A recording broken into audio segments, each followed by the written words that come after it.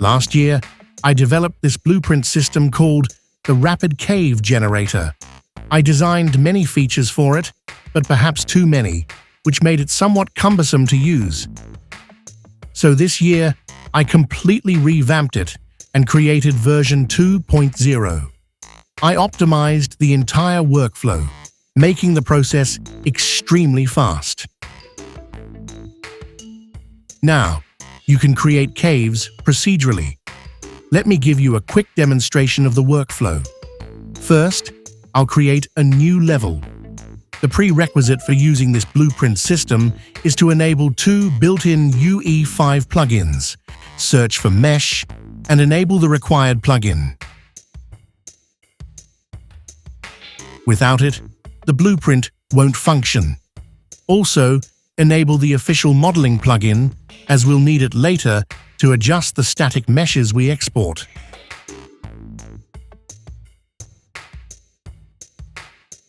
After purchasing and downloading the system, you'll find a cave folder containing a blueprint subfolder with all the main tools.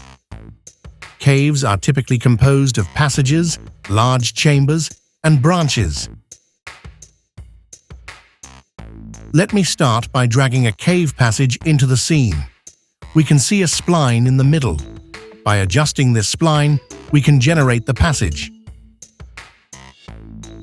Hold Alt and drag to extend it.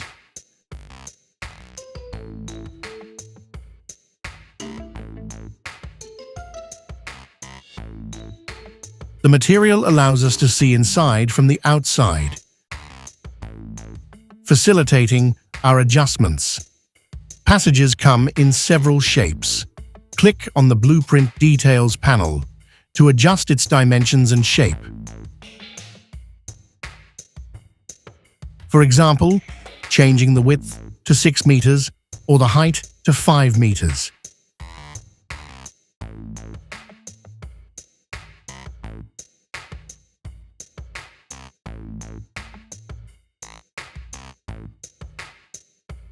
The shape can be set to an arch, square, or circle. I prefer the arch shape because it creates a flat floor, making it easier for characters to walk on later. This display shows the total length, currently 56 meters. Passages can be copied and readjusted. To create a branch, select the actor, not the component, hold Alt and drag. For cave entrances, there's a quick creation function. Click Create Entrance, and an entrance forms, whose shape can also be adjusted to match the terrain. Now, for connecting branches at different heights, we use a dedicated blueprint, BP_cave adapter. Drag it into place, and it automatically generates a seamless connection. It's very convenient.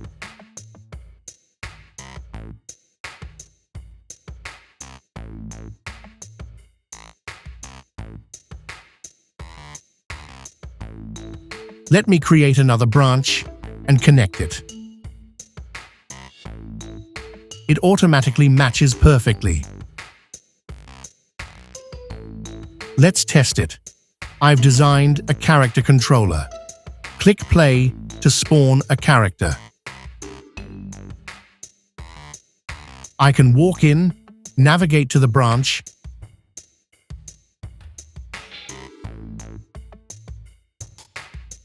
everything works, and collisions are functional.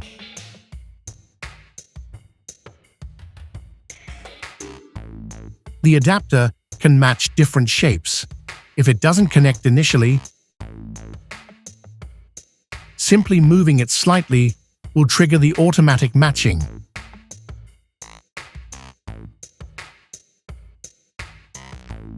You might notice some strange shadows due to the single-sided material. Just disable it if needed.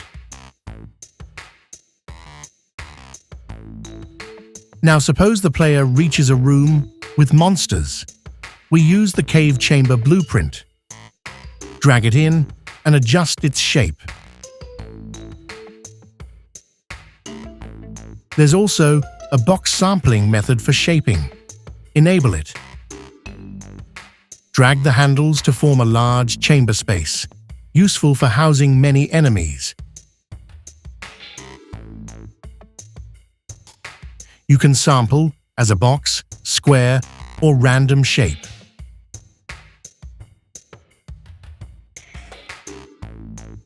To connect a passage to a chamber, simply move the spline point close to the chamber. A green arrow indicates a successful connection. The system automatically generates a seamless, vertex-perfect dynamic mesh.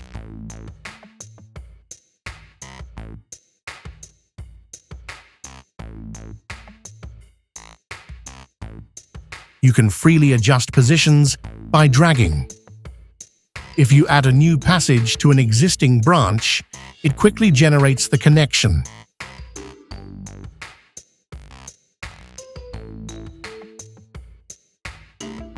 Sometimes, if it doesn't generate automatically, it might be due to distance or direction.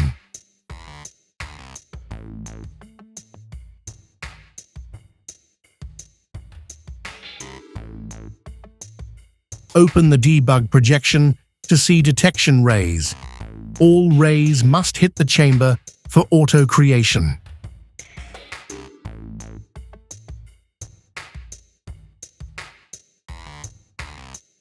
This allows for rapid cave-level layout and iteration, which is especially convenient for level designers or solo indie developers. There are also editor tools. For example, you can select multiple elements and click to create connections automatically. If moving an entrance doesn't auto-generate a link, just click Rebuild. Minor imperfections can be refined after baking into a static mesh. Next, we bake the static mesh and generate data. Let me make the level a bit more complex.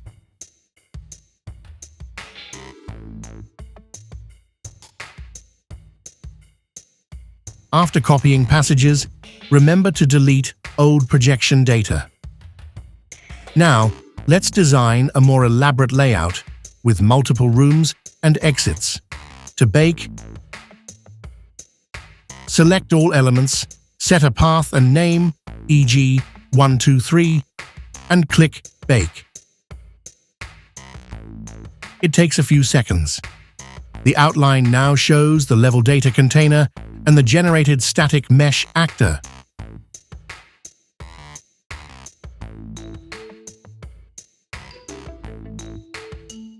The spline data is preserved and can be used for lofting train tracks or placing enemies.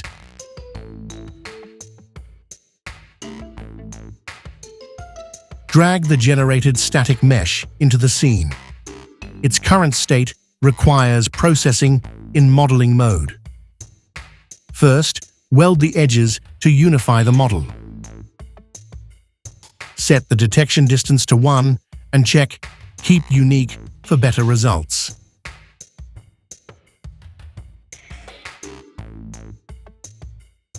Then, remesh the model for even topology. Starting with 15,000 faces, adjusting to 50,000 or 100,000 for sufficient density needed for smoothing.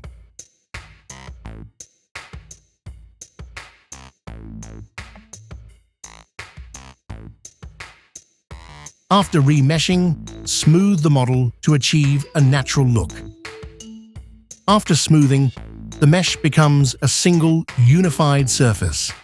This means you can directly use UE5's modeling tools to retopologize, smooth, sculpt, and more, crafting the perfect cave shape.